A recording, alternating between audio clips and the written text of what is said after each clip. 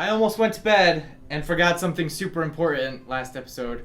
We got a chicken. We gotta go feed our brand new chicken. I know. I hate it when I go to bed without feeding my chickens. Yeah, so don't do that. Always make sure to feed your chickens before going to bed. Always make sure to feed your chickens. Looks happy enough. Would look happier with a little food. A little passive aggressive. But, yeah, so while we only have one chicken, we can actually put more than one chicken feed in the trough. And so we don't have to worry about it every single day at this point.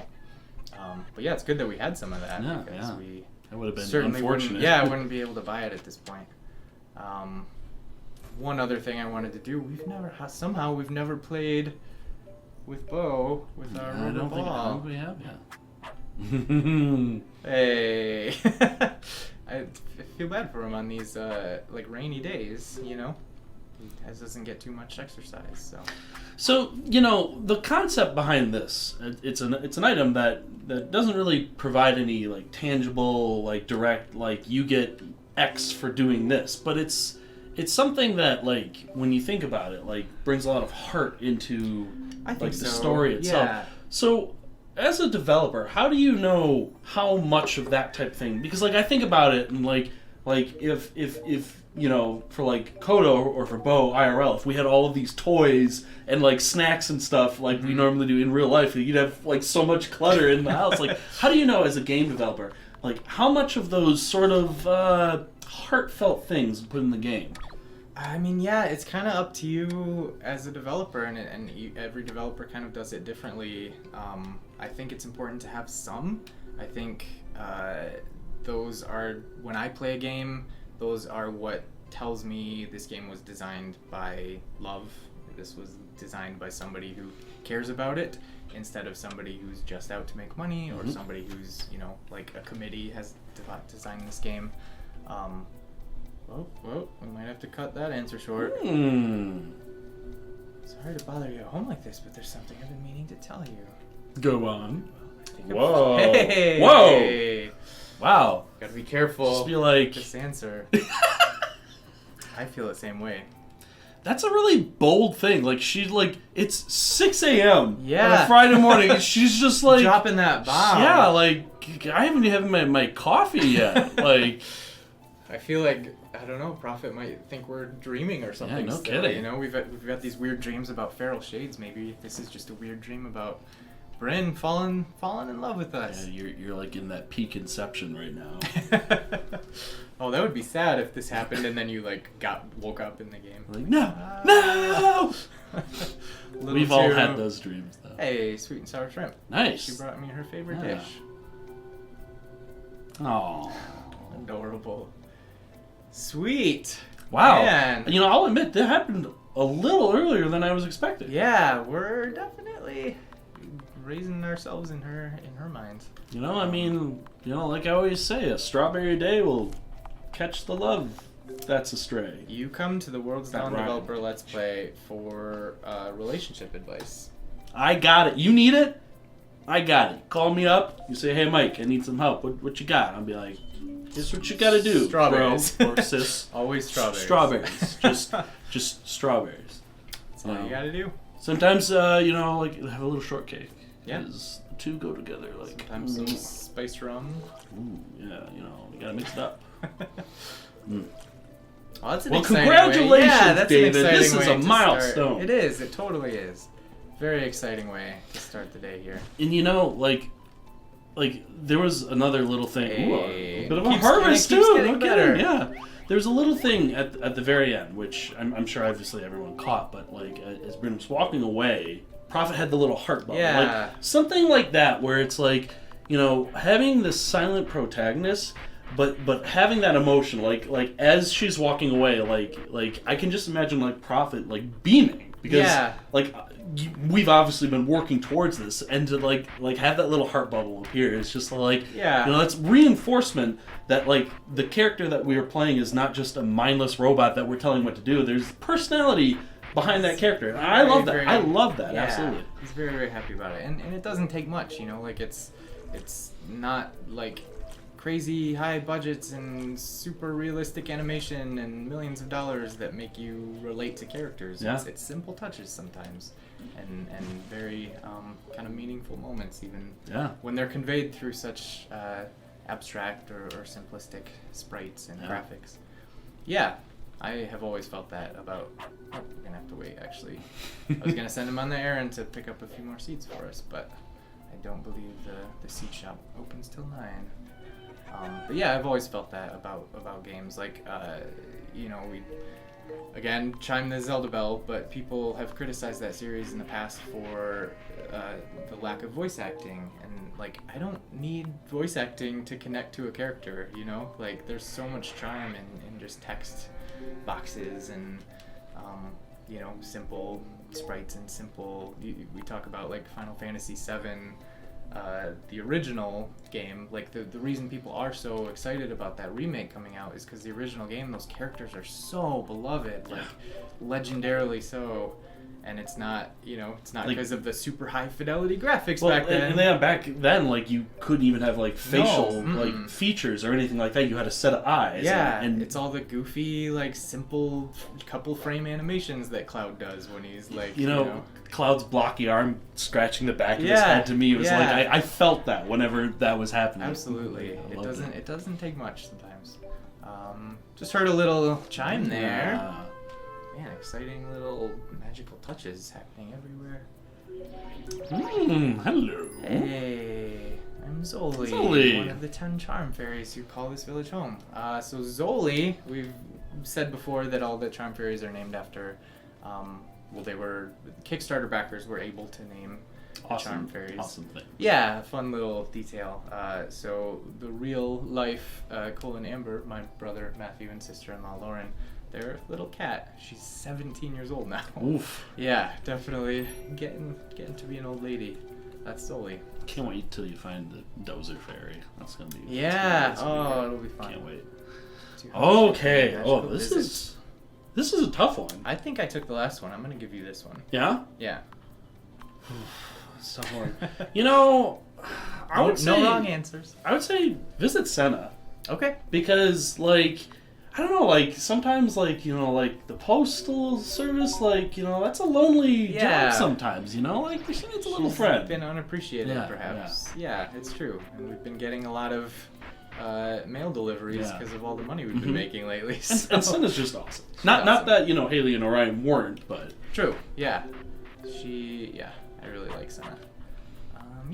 I could have you run an errand to the farm. Let's see, we've planted some of everything. Yeah, you just got some tomatoes. Mm-hmm. I think corn is used in some recipes that maybe we'll want later on, so I'm gonna have them. Corn is used in some recipes, like corn on the cob. Yes. It's the chief ingredient. You would think so. So I thought of this is Mike's question of the day. So okay. So is that a new feature we're gonna have on the? That's the new bit. All right. I just gotta think of more than one question for it, I guess. So there's so many games where it's like you gotta collect the MacGuffins in order to do X or something like that. Mm-hmm. And this can be from any capacity, any game whatsoever. What is your favorite quest line of MacGuffins to collect? I have an answer prepared, and I will lead you off as an example if you wish. Yeah. Okay. Because I was going to tell you anyways, even if you were not interested. I could maybe guess your... Oh, really? Okay, I want to hear your guess first. Well, I guess, so it's not maybe it's not collecting MacGuffins. We did talk about Link's Awakening being your favorite. Oh, it's exactly. The trade sequence? Yeah. The instruments to awaken the windfish. Okay, in Link's Awakening. So that's a little different than I was thinking. Because at the end of each dungeon, it's like, you get a new instrument, and it plays a solo. It adds a layer. Yeah, and the reason it's my favorite is because it's like, I remember Tail Cave, you get the full moon cello. And just hearing that, the Ballad of the Windfish from that first, I was like, oh my goodness, I love this. And then going through, and it's like you get the drums and the triangle, and you're like, oh, these are kind of cool. But at the very end, when you open the Windfish's egg, all of the instruments pop up, and they all play the song together. And it's like you hear each individual piece. And it's like, cool. Back then on Game Boy, you had limited resources. Yeah, it's and incredible. They made, in my opinion, one of the most beautiful pieces of music out of that. So you And like, kudos to you. I gotta like buy you a pizza or something. You guessed it. My favorite collectible See, I MacGuffins. sort of had it wrong though. I was thinking like the trade sequence just because of how like ridiculous. That's it is, fair, yeah, it's but not you quite know, like what you were. You know, it's in the same realm. So that I'm gonna give it to you. Man, that's a hard answer to beat, because that's so the idea of like music. I mean there was the flute in Link to the Past, but I think Link's Awakening was where music really took a central role for the first time in the Zelda series, and like the idea that you're collecting instruments and at the end you have this. I mean, it's obviously it's not an orchestration, but like this version of the song that has all the different instruments. That's another reason why it's my favorite. When what I would do is I would save before opening it, and I would play the song, and then I would reset so I'd listen to it again, because you can only hear it once. And you're going straight from the Telltale Heights theme into the Ballad of the Windfish, which is also great. It's like a 1-2 punch there. I love all of that music. So. That music is Yep, that's my answer, and you correctly guessed the game it was from. So you. Oh my goodness, you're a prophet, and you. Whoa. I was hating the entire time that I have prophetical. I just learned like it was friendship all along. Oh, man, that's such a good answer, though. I don't know if I'm going to be able to come up with one. If you want, you can defer your answer. I'll ponder. Think about it. Yeah. But if you don't answer, I'm going to wake you up at like midnight tonight and be like, David, you never answered. You never answered my question. So I know where you live. That's true. I will think. I will think hard, and I will come up with the best answer I could possibly come up with. I'd be interested sometimes if my crazy questions, if the fans have any answer to them. Is it the MacGuffin itself that's the important part? Or good question. Yeah. And that, my friend, is where your answers may be. Because is it the destination or is it the journey? It's not quite where I was going with my but like I don't know if this is a cheating answer, and it's perhaps just one of the first ones that came to my mind because it's one of my favorite games, Shadow of the Colossus. So instead, what I love about that is like I'd played countless Zelda games, countless RPGs where you do collect all these different things, and each one kind of represents in some ways they're like coming of age stories, or they at least mirror the coming of age of the protagonist, who is often like the young like person that leaves their home and goes out, and they're leveling up and they're getting stronger and they're collecting these tools. And why I was blown away by Shadow of the Colossus the first time I played it was how much of a complete deconstruction of that idea that game is. Flipped it on its head. It completely flipped it on its head, because you're collecting these things, and slowly as you're playing the game you're realizing that you're collecting them or accomplishing these tasks simply because the game is telling you to, and you don't really know if it's the right thing to do. It's the only, to this day, might be the only game I've ever played where instead of getting stronger over the course of the game, your character gets visibly more like weak and sickly, pale and sickly, which just like blew my mind when I first started noticing that. I was like, is this really happening? Like, am I... And so the idea that collecting things is just like programmed in us as video game players, and having to question that for the very first time, I think, is part of what makes that game so brilliant. So. And I love that answer too, because it's like the game isn't pushing it in your face. The mechanics don't change. You can still run and jump, do all the crazy awesome stuff. Exactly. It's just like you can tell, like it's starting to look a little rough. It's starting to look a little rough. This maybe is not the best idea what I'm doing here, as deals with the devil often aren't. Yes, typically don't end well for anyone. I like that answer. No, I think that was a great answer. This is what came to mind. I might still text you at midnight and be like, I thought of another one. Oh man, feel free to do so. But that was a good answer. That's a good answer. I mean, like if you're not collecting MacGuffins, then what are you doing in life? Like, life is a series of fetch quests. What is your favorite piece of like video game advice that applies to the real world? Like in old Mario games, you would go to the right and the screen would follow you, and that's kind of a lesson to just like always be moving forward. You know, don't look back.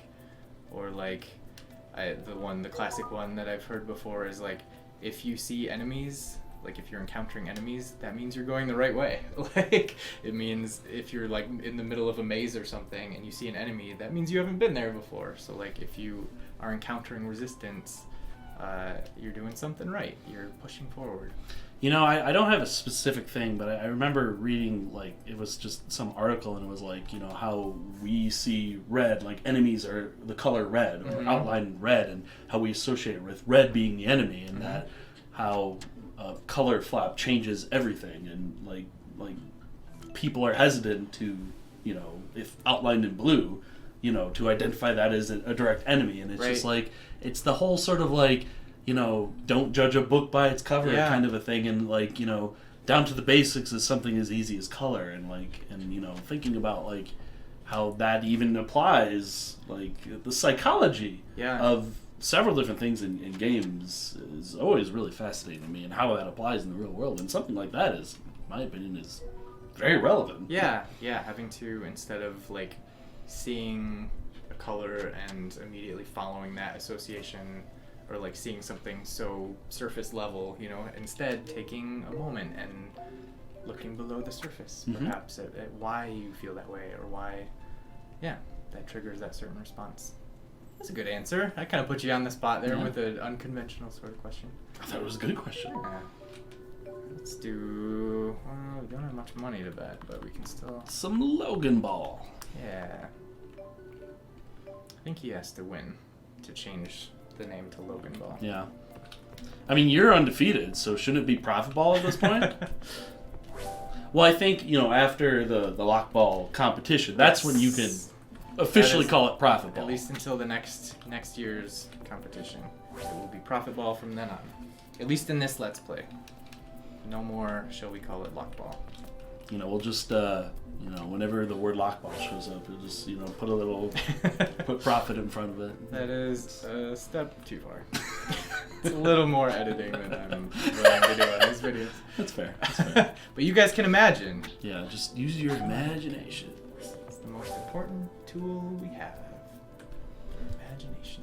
You know, we were just talking about colors. The Lock Ball is both red and blue. Yeah. And that messes with my psychology. Because, like, well, your enemies are... Are you supposed to kick the ball, or do you love and cherish it? Like, it's both red and blue. It's a little of both. Ah. That is the curiosity of sport. Well, Logan pieced out. He's around somewhere. You kicked his butt so hard he's shouting from a couple screens away. Maybe he just had to get back to work, start shipping stuff.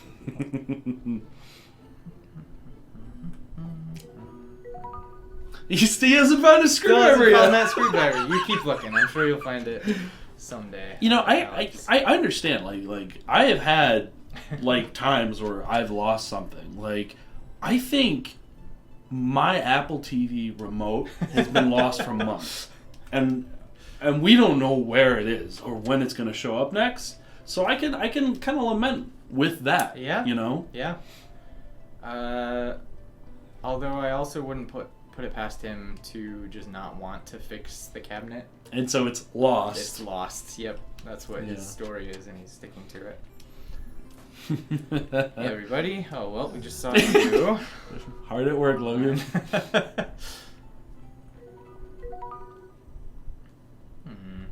I sure as heck hope it's nothing serious. Yeah, I doubt it's something serious.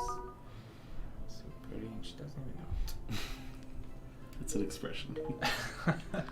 One thing, I definitely wanted to do with the dialogue in this game was have characters talk about each other too. You know, like, I don't know. Chances are I probably won't get another one if I just go around randomly talking about people. But they often reference what other people are doing, or they often reference conversations that they've had with the other villagers, and I feel like that's something that's missing in a lot of sim games. Oh yeah. Even ones with like good characters or characters that are like fun and interesting to talk to, they often feel like their own separate island in the middle of this world. You can have like in-depth relationship with them, but like then from each character to character, it's like a different interaction. Yeah. And there's no like cross. Yeah, exactly. I get that. Yeah. So aside from like festivals, which we've talked about, I wanted it to feel like everybody does interact on a day-to-day basis, even though you don't necessarily see it all the time. Well, and that's why I like those little cutscenes when you walk into a store and they'll have a scene. You know, something like that is like, you know, there's plenty that goes on behind the scenes, behind what, you know, Prophet sees, and it's very nice to see that. And even like, you know, scheduling out moments where you see people around just the village kind of hanging out together. Yeah, like clearly this is a nice moment between Haley and her mom that are just kind of sitting by the pond, and you don't always see that in games. Just you can kind of imagine what conversation they're having, even if you're not privy to the details. So here, I'm gonna fish up a little bit of dinner for our friend Nutmeg, and that you mean that like quite literally? Yeah. That's good. And it seems like a good place to end the episode. We do have a featured fan art to look at, and actually I'm gonna run a little bit back towards this way. So we're backing up. We've got a relevant character on screen.